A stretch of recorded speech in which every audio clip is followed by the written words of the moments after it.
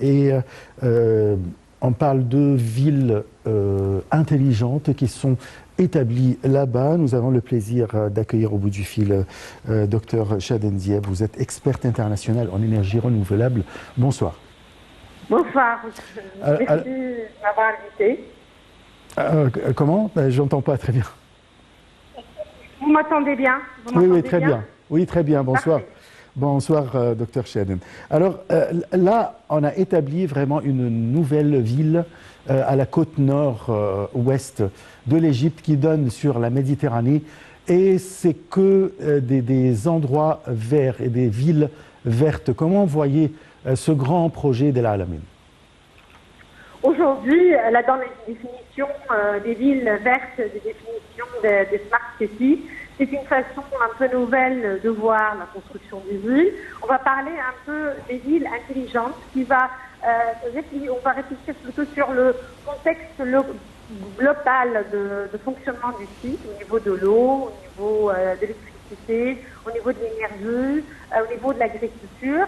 Et cela va dépendre un peu plutôt de comment nous allons faire ça d'une façon circulaire, d'une économie circulaire, qui va profiter en vue de plutôt utiliser des technologies de demain pour intégrer ça, pour que ce soit une ville intelligente. Et pour ça, ça vient un peu plus tôt. Il y a une réflexion un peu plus tôt sur la durabilité de la ville, de l'utilisation un peu des ressources en eau, de l'énergie renouvelable et de l'agriculture. Et pour ça, je trouve c'est un exemple assez intéressant. Oui, il y a un projet russe concernant l'énergie renouvelable là-bas. Alors, comment vous voyez ce projet quand même pour soit l'électricité, soit pour le pompage de l'eau? Alors, c'est bien concentré dans cette région. Exactement. En fait, il y a une réflexion sur le dessalement de l'eau, l'utilisation de l'eau de la mer, et par la suite aussi l'utilisation de ça pour l'agriculture, pour l'irrigation.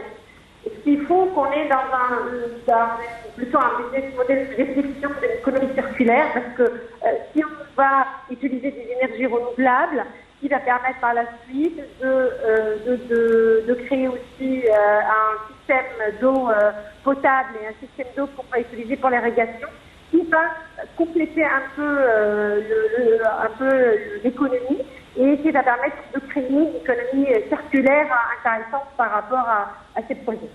Des projets pareils va-t-il attirer beaucoup de gens, soit pour travailler ou bien pour venir profiter de tout ce qui est sain, tout ce qui est bon pour la santé de l'être humain en général?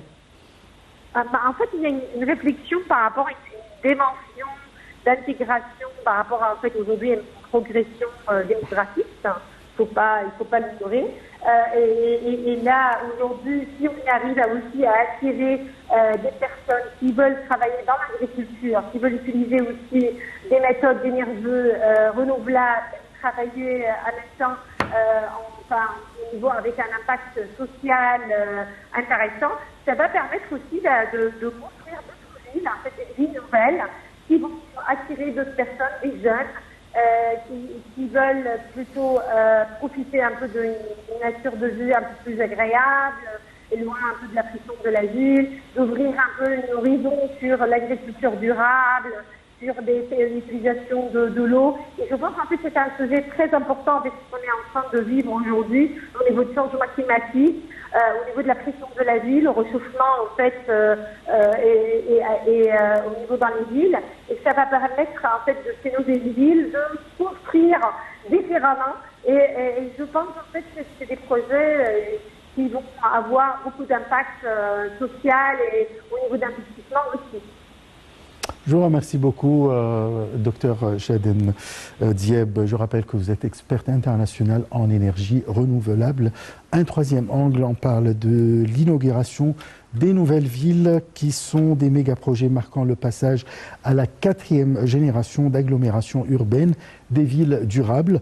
L'installation des villes de la 4e génération vise en premier lieu à offrir de meilleures conditions, d'autant plus qu'il était évident de créer de nouvelles agglomérations urbaines pour absorber le taux de croissance démographique accru que connaît l'Égypte. Saliha Medya Rachoucha.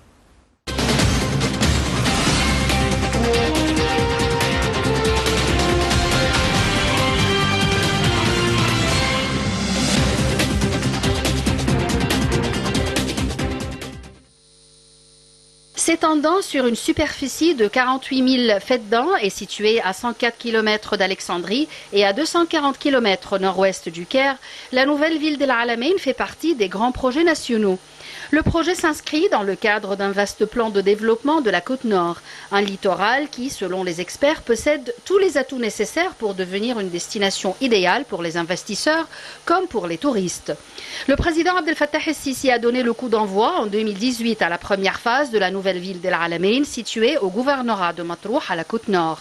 Il a parallèlement lancé les travaux de l'installation de plusieurs nouvelles villes, à savoir la nouvelle ville de Rafah, de Salem Misr au nord Sinaï, la nouvelle ville de l'Abour et la nouvelle ville d'El Mansoura, la nouvelle capitale administrative, la ville du nord de Port Saïd, la nouvelle Ismaïlia et la nouvelle ville de Toshka. Ceci dans le cadre d'un vaste plan du développement urbain axé sur l'installation des villes de la 4e génération des villes durables. Comme l'affirme le gouvernement, la nouvelle ville d'El Alamein est l'une des plus importantes villes de la 4e génération, construite conformément aux normes architecturales modernes respectueuses de l'environnement. D'ailleurs, certaines de ces nouvelles villes font partie du plan de développement de la péninsule de la Sinaï, qui s'inscrit dans la stratégie de lutte contre le terrorisme, comme l'a déjà indiqué le président As-Sisi. Créer une nouvelle agglomération urbaine pour alléger la densité des villes surpeuplées, mettre la côte nord sur la carte touristique internationale et attirer les investissements, tels sont les objectifs déclarés de l'installation de la nouvelle ville d'El Alamein.